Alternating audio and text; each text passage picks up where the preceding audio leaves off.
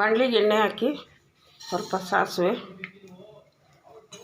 ಮತ್ತು ಸ್ವಲ್ಪ ಜೀರಿಗೆ ಹಾಕ್ಕೊಳ್ಳೋಣ.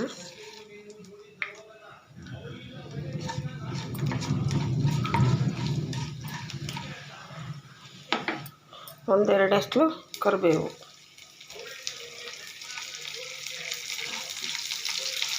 ಸ್ವಲ್ಪ ಬಾಡಿಸ್ಕೊಳ್ಳೋಣ.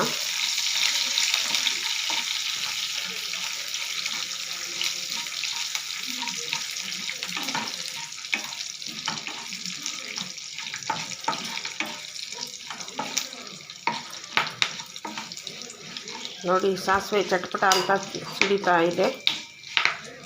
ಈಗ ಮಿಕ್ಸಿ ಮಾಡಿದಂಥ ಕೆಂಪು ಚಟ್ನಿನ ಅದರಲ್ಲಿ ಹಾಕ್ಕೊಳ್ಳೋಣ. ನೋಡಿ ಹೀಗೆ ಸಾಫ್ಟಾಗಿದೆ. ಕಲ್ಲಲ್ಲಿ ರುಬ್ಬಿದ್ರೆ ಇನ್ನೂ ತುಂಬ ಚೆನ್ನಾಗಿರುತ್ತೆ, ಟೇಸ್ಟೂ ಚೆನ್ನಾಗಿರುತ್ತೆ ಕಲ್ಲಲ್ಲಿ ರುಬ್ಬಿದ್ರೆ.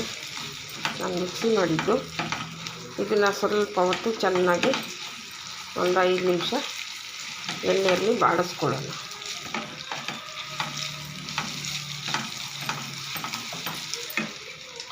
ಓಕೆ, ನೋಡಿ ಈಗ